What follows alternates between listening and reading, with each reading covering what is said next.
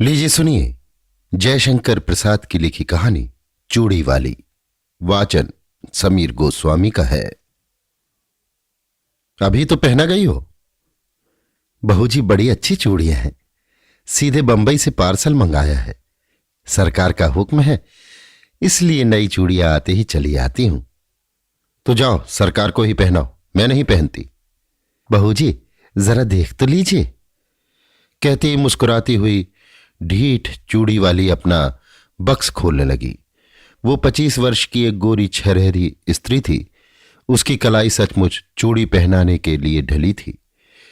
पान से लाल पतले पतले ओठ 2-3 वक्रताओं में अपना रहस्य छिपाए हुए थे। उन्हें देखने का मन करता। देखने पर उन सलोने अधरों से कुछ बुलवाने का जी चाहता है। बोलने पर हंसाने की इच्छा होती और उसी हंसी में शैशव का अलहड़पन, यौवन की तरावट और प्रौढ़ की सी गंभीरता बिजली के समान लड़ जाती। बहू जी को उसकी हंसी बहुत बुरी लगती, पर जब पंजों में अच्छी चूड़ी चढ़ाकर संकट में फंसाकर वो हंसते हुए कहती, एक पान मिले बिना ये चूड़ी नहीं चढ़ती, तब बहू जी को क्रोध के साथ हंसी आ जाती और उसकी तरल हंसी की तरी लेने में तन्मय हो जाती। कुछ ही दिनों से ये चूड़ी वाली आने लगी है। कभी कभी बिना बुलाए ही चली आती और ऐसे ढंग फैलाती कि बिना सरकार के आए निपटारा न होता। ये बहू जी को असह्य हो जाता। आज उसको चूड़ी फंसाते देख बहू जी झल्ला कर बोली, आजकल दुकान पर ग्राहक कम आते हैं क्या? बहू जी आजकल खरीदने की धुन में हूं, बेचती हूं कम। इतना कहकर कई दर्जन चूड़ियां बाहर सजा दी। स्लीपरों के शब्द सुनाई पड़े। बहू जी ने कपड़े संभाले, पर वो ढीठ चूड़ी वाली बालिकाओं के समान सिर टेढ़ा करके, ये जर्मनी की है, ये फ्रांसीसी है, ये जापानी है, कहती जाती थी। सरकार पीछे खड़े मुस्करा रहे थे। क्या रोज नई चूड़ियां पहनाने के लिए इन्हें हुक्म मिला है? बहू जी ने गर्व से पूछा। सरकार ने कहा, पहनो तो बुरा क्या है? बुरा तो कुछ नहीं, चूड़ी चढ़ाते हुए कलाई दुखती होगी। चूड़ी वाली ने सिर नीचा किए कनखियों से देखते हुए कहा। एक लहर सी लाली आंखों की ओर से कपोलों को तर करती हुई दौड़ जाती थी। सरकार ने देखा, एक लालसा भरी युवती व्यंग कर रही है। हृदय में हलचल मच गई। घबराकर बोले, है ऐसा है तो ना पहने। भगवान करें रोज पहने। चूड़ी वाली आशीर्वाद देने के गंभीर स्वर में प्रोढ़ के समान बोली। अच्छा तुम अभी जाओ। सरकार और चूड़ी वाली दोनों की ओर देखते हुए बहू जी ने झुंझलाकर कहा, तो क्या मैं लौट जाऊं? आप तो कहती थी ना कि सरकार को ही पहनाओ, तो जरा उनसे पहनने के लिए कह दीजिए। निकल मेरे यहां से, कहते हुए बहू जी की आंखें तिलमिला उठी। सरकार धीरे से निकल गए। अपराधी के समान सर नीचा किए चूड़ी वाली अपनी चूड़ियां बटोर कर उठी। हृदय की धड़कन में अपनी रहस्यपूर्ण निश्वास छोड़ती हुई चली गई। चूड़ी वाली का नाम था विलासनी। वो नगर की एक प्रसिद्ध नर्तकी की कन्या थी। उसके रूप और संगीत कला की सुख्याति थी। वैभव भी कम न था। विलास और प्रमोद का पर्याप्त संभार मिलने पर भी उसे संतोष न था। हृदय में कोई अभाव खटकता था। वास्तव में उसकी मनोवृत्ति उसके व्यवसाय के प्रतिकूल थी। कुलवधू बनने की अभिलाषा हृदय में और दाम्पत्य सुख का स्वर्गीय स्वप्न उसकी आंखों में समाया था। स्वच्छंद प्रणय का व्यापार अरुचिकर हो गया, परंतु समाज उससे हिंसक पशु के समान सशंक था। उससे आश्रय मिलना असंभव जानकर विलासनी ने छल के द्वारा वही सुख लेना चाहा। ये उसकी सरल आवश्यकता थी, क्योंकि अपने व्यवसाय में उसका प्रेम क्रय करने के लिए बहुत से लोग आते थे, पर विलासनी अपना हृदय खोलकर किसी से प्रेम न कर सकती थी। उन्हीं दिनों सरकार के रूप, यौवन और चारित्र ने उसे प्रलोभन दिया।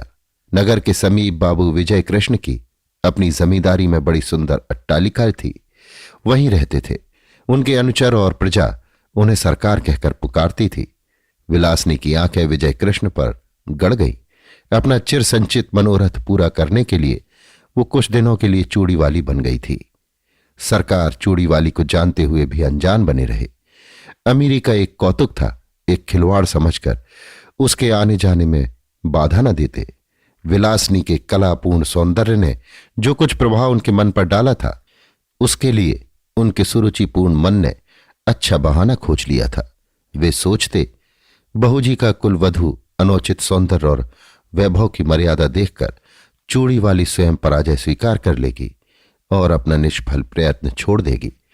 तब तक ये एक अच्छा मनोविनोद चल रहा है। चूड़ी वाली अपने कौतूहलपूर्ण कौशल में सफल न हो सकी थी, परंतु बहू जी के आज के दुर्व्यवहार ने प्रतिक्रिया उत्पन्न कर दी और चोट खाकर उसने सरकार को घायल कर दिया। अब सरकार प्रकाश स्वरूप से उसके यहां जाने लगे। विलास रजनी का प्रभात सी चूड़ी वाली के उपवन में कटता। कुल मर्यादा, लोकलाज और जमींदारी सब एक और चूड़ी वाली अकेले। दालान में कुर्सियों पर सरकार और चूड़ी वाली बैठकर रात्रि जागरण का खेद मिटा रहे थे। पास ही अनार का वृक्ष था, उसमें फूल खिले थे। एक बहुत छोटी सी काली चिड़िया उन फूलों में चोंच डालकर मकरंद पान करती और कुछ केसर खाती, फिर हृदय विमोहक कलनाद करती हुई उड़ जाती। सरकार बड़ी देर से कौतुक देख रहे थे। बोले, इसे पकड़कर पालतू बनाया जाए तो कैसा? ये फूल सूंघी है, पिंजरे में जी नहीं सकती। उसे फूलों का प्रदेश ही जिला सकता है, स्वर्ण पिंजर नहीं। उसे खाने के लिए फूलों की केसर का चारा और पीने के लिए मकरंद मदिरा कौन जुटाएगा? पर इसकी सुंदर बोली संगीत कला की चरम सीमा है। वीणा में भी कोई कोई मीड़ ऐसी निकलती होगी। इसे अवश्य पकड़ना चाहिए। जिसमें बाधा नहीं, बंधन नहीं, जिसका सौंदर्य स्वच्छंद है, उस असाधारण प्राकृतिक कला का मूल्य क्या बंधन है? कुरुचि के द्वारा वो कलंकित भले ही हो जाए, परंतु पुरस्कृत नहीं हो सकती। उसे आप पिंजरे में बंद करके पुरस्कार देंगे या दंड? ये कहते हुए उसने विजय की एक व्यंग्य भरी मुस्कान छोड़ी। सरकार की उस वन विहंगम को पकड़ने की लालसा बलवती हो उठी। उन्होंने कहा, जाने भी दो, वो अच्छी कला नहीं जानती। प्रसंग बदल गया। नित्य का साधारण विनोदपूर्ण क्रम चला। चूड़ी वाली अपने अभ्यास के अनुसार समझती कि यदि बहू जी की अपार प्रणय संपत्ति में से कुछ अंश मैं भी लेती हूं तो हानि क्या? परंतु बहू जी को अपने प्रणय के एकाधिपत्य पर पूर्ण विश्वास था। वो निष्क्रिय प्रतिरोध करने लगी। राजा क्षमा के भयानक आक्रमण से वो घुलने लगी और सरकार वन विहंगिनी विलासनी को स्वायत्त करने में दत्तचित्त हुए। रोगी की शुश्रूषा और सेवा में कोई कमी न थी, परंतु एक बड़े मुकदमे में सरकार का उधर सर्वस्वांत हुआ, इधर बहू जी चल बसी। चूड़ी वाली ने समझा कि उसकी पूर्ण विजय हुई, पर बात कुछ दूसरी थी। विजय कृष्ण का वो एक विनोद था। जब सब कुछ चला गया तब विनोद लेकर क्या होगा? एक दिन चूड़ी वाली से छुट्टी मांगी। उसने कहा, कमी किस बात की है? मैं तुम्हारी ही हूं और सब विभव भी तुम्हारा है। विजय कृष्ण ने कहा, मैं वैश्या की दी हुई जीविका से पेट पालने में असमर्थ हूं। चूड़ी वाली बिलखने लगी। विनय किया, रोई, गिड़गिड़ाई, पर विजय कृष्ण चले ही गए। वो सोचने लगी कि अपना व्यापार और विजय की गृहस्थी बिगाड़कर जो सुख खरीदा था उसका कोई मूल्य नहीं। मैं कुलवधू होने के उपयुक्त नहीं। क्या समाज के पास इसका कोई प्रतिकार नहीं? इतनी तपस्या और इतना स्वार्थ त्याग व्यर्थ है? परंतु विलासनी ये न जानती थी कि स्त्री और पुरुष संबंधी समस्त अंतिम निर्णय करने में समाज कितना ही उदार क्यों न हो, दोनों पक्षों को सर्वथा संतुष्ट नहीं कर सका और न कर सकने की आशा है। ये रहस्य सृष्टि को उलझा रखने की कुंजी है। विलासिनी ने बहुत सोच समझकर अपनी जीवनचर्या बदल डाली।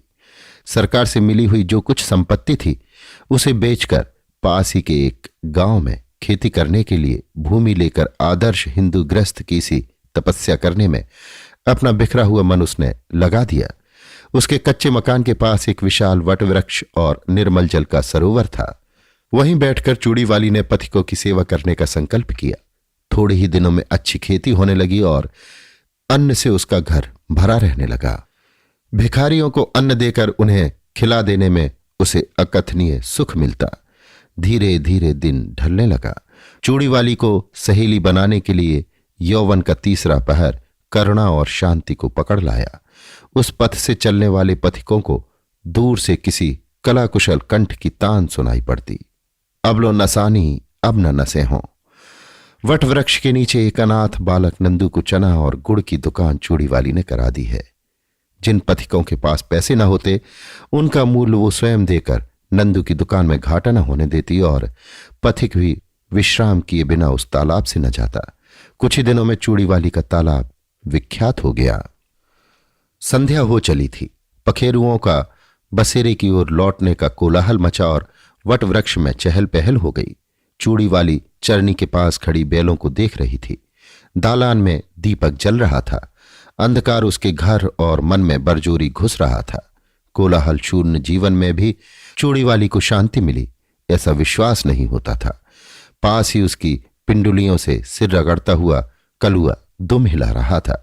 सुखिया उसके लिए घर में से कुछ खाने को ले आई थी, पर कलुआ उधर न देखकर अपनी स्वामिनी से स्नेह जता रहा था। चूड़ीवाली ने हंसते हुए कहा, चल तेरा दुलार हो चुका, जा खा ले। चूड़ीवाली ने मन में सोचा, कंगाल मनुष्य स्नेह के लिए क्यों भीख मांगता है? वो स्वयं नहीं करता, नहीं तो तृण विरुद्ध तथा पशु पक्षी भी तो स्नेह के लिए प्रस्तुत हैं।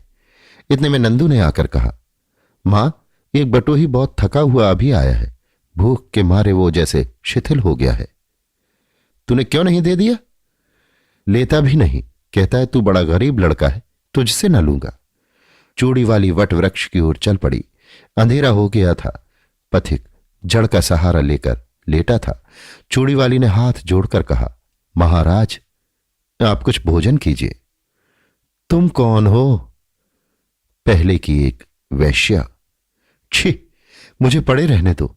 मैं नहीं चाहता कि तुम मुझसे बोलो भी, क्योंकि तुम्हारा व्यवसाय कितने ही सुखी घरों को उजाड़कर शमशान बना देता है। महाराज, हम लोग तो कला के व्यवसायी हैं।